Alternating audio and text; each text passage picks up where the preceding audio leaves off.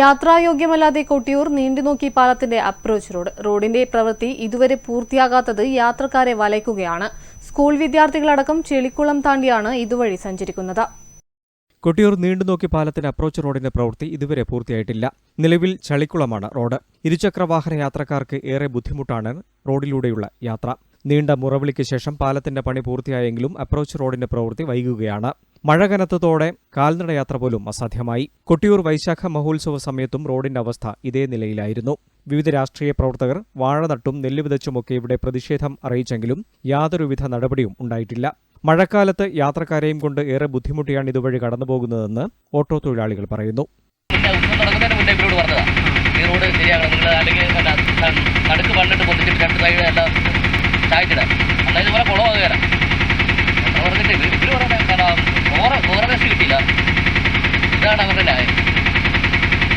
വേറെ ഒന്നുമല്ല, ഇനിയിപ്പോ ഇവിടെ എല്ലാം കോടികളുടെ പണിയല്ലേ, അതിന്റെ കൈക്കൂലിയൊക്കെ മേടിച്ചാൽ പഞ്ചായത്ത് പോലും ഇറങ്ങുന്നില്ലല്ലോ. വണ്ടി കൊടുക്കുന്നവർ ഭയങ്കര ബുദ്ധിമുട്ടാണ്. ബേക്കിരിക്കുന്നവരുടെ അവസ്ഥ പറയാനുണ്ടോ? അവരോടെ വൈകി പോകാൻ എത്ര വൈകി പോകാൻ, എത്ര വൈകി വീഴാലും എടുത്തടിച്ചാൽ പോകും.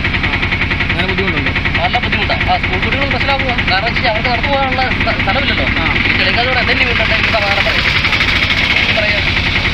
ഒറ്റപ്ലാവ്, പന്നിയാമ്മല, പാലുകാച്ചി തുടങ്ങിയ പ്രദേശങ്ങളിൽ നിന്നും എളുപ്പത്തിൽ നീണ്ടുനോക്കി ടൗണിലെത്താൻ ആളുകൾ ഉപയോഗിക്കുന്ന പാതയാണ് ഇത്തരത്തിൽ ചളിക്കുളമായി കിടക്കുന്നത്.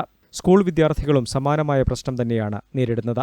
കൊട്ടിയൂർ വൈശാഖ മഹോത്സവത്തിന് മുന്നേ തന്നെ റോഡ് ഗതാഗത യോഗ്യമാക്കണമെന്ന ആവശ്യമുയർന്നെങ്കിലും ഉത്സവം കഴിഞ്ഞ് ഇതുവരെയായിട്ടും അധികൃതർ തിരിഞ്ഞു നോക്കിയില്ല എന്നാണ് ആക്ഷേപം.